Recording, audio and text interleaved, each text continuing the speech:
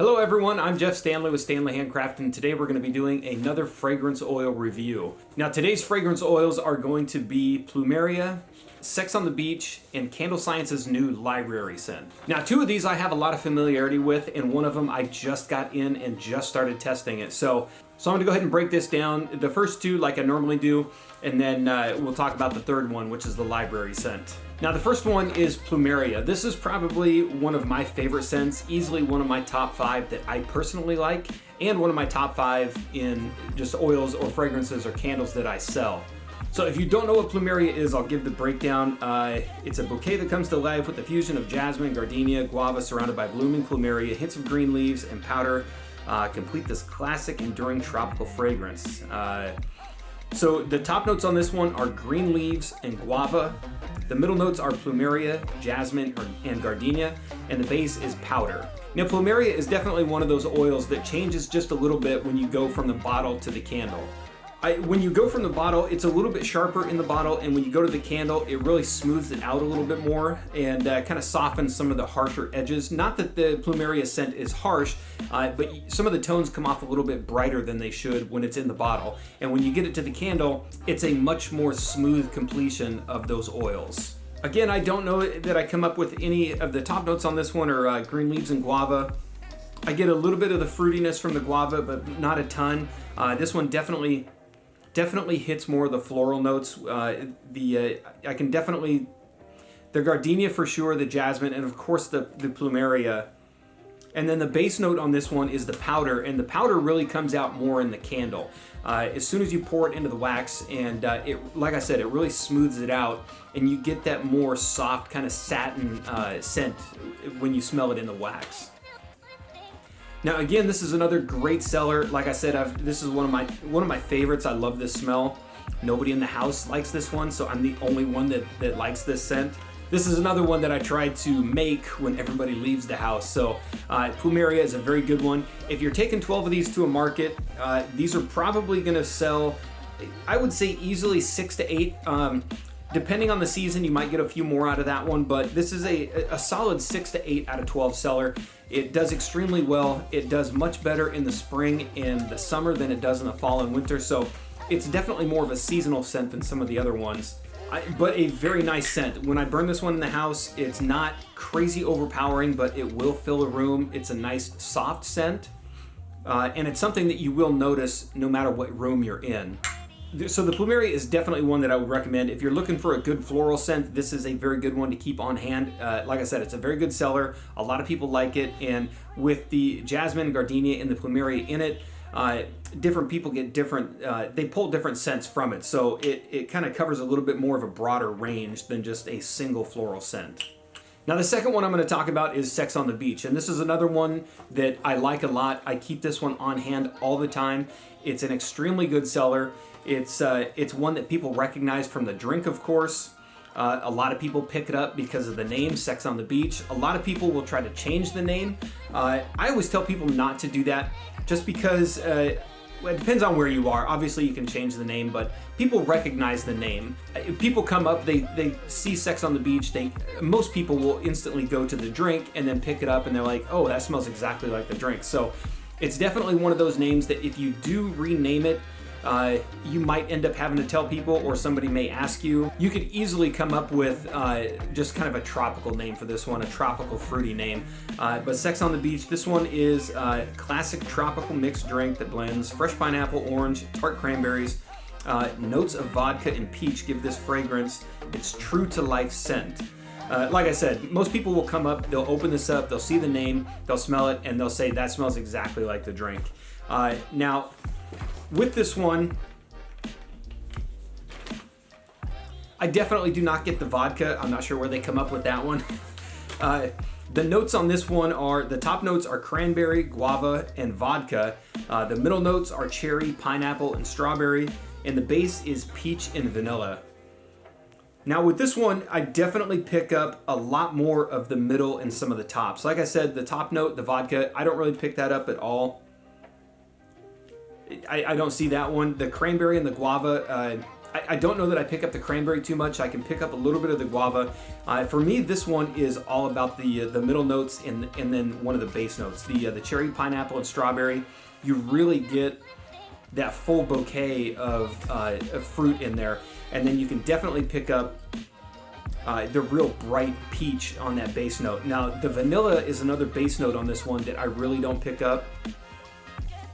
Even when it's in the candle form, which this is another one, it smells exactly like it does in the bottle that it does in the wax. So if you're looking at this one, what you smell in the bottle is going to be almost identical to what you smell in the candle. So this is a real good one. So this is not an oil that's going to trick you when you pick it up and you smell it in the bottle and then you go to a candle. It's almost identical and very, very fruity. It's not, the last review I talked about, the Jamaican Me Crazy, that one was definitely more fruity, and this one is also extremely fruity, but it's a very distinct and very different scent than Jamaican Me Crazy. They're both extremely bright and fruity, but they're very different when you smell them. And I'm trying to pick up a little bit more on this one. Like I said, I don't pick up much of the vodka. Somebody else might be different on that one. But a very good scent. It's a very good seller. If you're taking this one to a market, this one easily sells around 10 out of 12 for me. So if you're taking 12 of these to a market, I would easily say 9 or 10 are going to sell on this one. It's definitely more of a spring summer scent than it is a fall and winter. Again, I do keep a few of these through the wintertime and the fall, just because I do have some people that like that scent. But for the most part, this is definitely spring and summer, and you will definitely sell a good 9 or 10 out of 12 if you take 12. And the last one we're going to talk about is the new Library fragrance oil from Candle Science. Now this one just came out, and I instantly put it in. I try to get all the 1 ounce sample bottles so that I have at least one of each to go through and show people, especially when I go around town and I show wholesale accounts, so that we can come up with different oil blends, candle blends.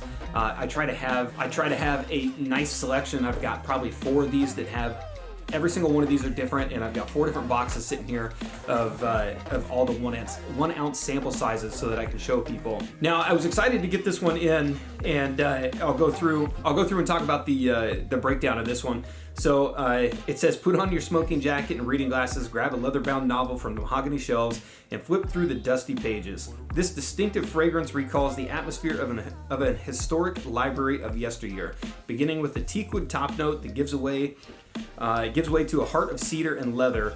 Earthy sandalwood, dark musk, and patchouli wrap around this woody scent. Library inspires an array of possibilities for any home fragrance line. A book-themed candle collections. They're just going into other stuff here.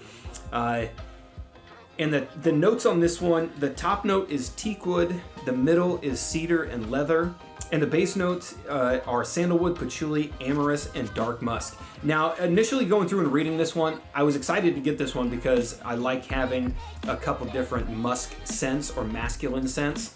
So I was definitely anxious to get this one in. This is the library scent right here. And this one, when I first got the bottle, it wasn't too bad. I was kind of hesitant on this one on what I really thought about it. I wanted to get it into a candle and pick it up. Now this one, I definitely don't pick up too much of the patchouli. Probably more the cedar, the leather, the sandalwood, and the dark musk are really the ones that come out on this one. I don't pick up a lot of the teakwood. And then it's not too bad. Now this is one that really changed profile for me when it went from the bottle to the candle. Now I've got a lot of oils that are exactly the same from the bottle to the candle, and I've got a few that change, and they usually get a little bit better when they go to the candle. This is not one of those scents. For some reason, this one hits me so wrong in every single way. I just poured this one a little while ago, but when I poured it, the scent really comes out. And this one, it really goes, I'm not sure, I don't know exactly what amorous smells like. I'm gonna have to look that one up to see what that scent would be.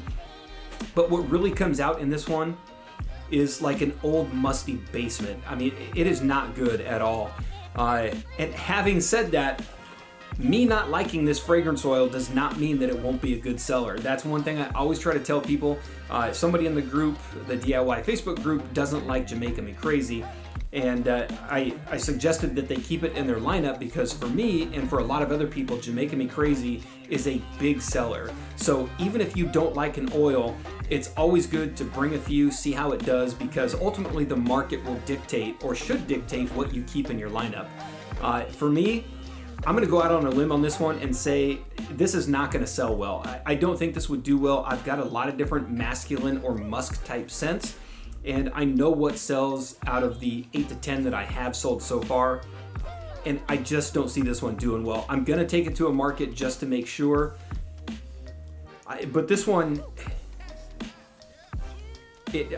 I love going into bookstores. We've got a few nice ones around here that have literally 100,000 books in them. They're really slick.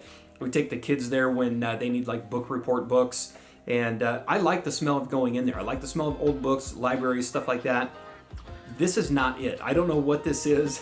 Like I said, if you're going down into somebody's musty old basement, that's what I get out of this one. And again, nothing really jumps out to me on this one. The leather, I can smell it a little bit, but it's not overpowering, which is good because sometimes leather can be really strong and kind of off-putting. And again, I don't get the musty smell that I do with the candle. When I poured this one, it like really filled the kitchen. It was really bad. I actually could not stand it at all. I was trying to figure out what scent kept coming out, and the only thing I can think of is the dark musk, but I've got a few other oils that have a base note of the dark musk, and it doesn't smell like this at all. So I'm wondering if it's the amorous. I hope I'm saying that right too. I'm gonna have to look up the amorous to see what that is. The patchouli, I don't get too much of this one. And having said that, I would make a patchouli candle and keep a patchouli candle, and people that watch this channel know how much I can't stand patchouli. I would take patchouli over this scent in a second. Not me personally, not even as a seller. So again, this is kind of an early judgment on this one. I hate to cast this one aside. Based on what I've sold previously with masculine and musk type scents, I don't think this one's gonna do well. I could be very wrong, so when I take it to a market, of course I'll report back and let you know what people think of it. But I'm gonna say if I take 12 of these to a market, I might sell 1 or 2 of these. I don't think this is gonna do well. Again, I could be completely wrong and sell 10 to 12 of them, but I won't know until I take it to a market. But based on my personal preferences, my scents, and ones that I've sold, and just interacting with customers over the last couple of years, I don't think it's gonna be a good seller. So this is I'm definitely not keeping it in my lineup. But again, if it turns around and it's a good seller, I might have to keep it. I would say this one is kind of an all-season scent. If you're gonna have this one, I think it would do well. Like I said before in a previous video, the masculine or the musk type scents, they really don't, not all of them have like a real specific season that they tie to, because they're more of a masculine musk, kind of a stronger scent. If I was going to put one into a season, I would definitely lean towards maybe fall and winter. But again, it shouldn't make too much of a difference on this one. So again, I hope that was informative. I hope I covered all the scents well enough for you to make a decision. If you've got any, if you disagree with any of these, especially with the library, I know there's a lot of people in the group that picked this one up. I think a couple people said that they actually liked it. If you like it, let me know why in the comments down below. If you've got any questions on these, let me know in the comments down below. I'll try to go through and answer every single one of them. And then, of course, jump over to the DIY Facebook group so that we can talk about these in depth. The group is a little over 13,000 people now, so it's growing incredibly well. There's a lot of good discussions going on over there. So if you missed something here, we can definitely pick it up in a further discussion in the group. And again, you can follow me on all the social media links that I've provided down below. Facebook, Instagram, the DIY Facebook group, my email, everything is down below. So please reach out to me. If you do add me on any one of those, please reach out and say hi, or where you found me from, or that you are adding me from the group or the video or anything like that, so that I can add you back. And if you like the video, give it a thumbs up, and thank you.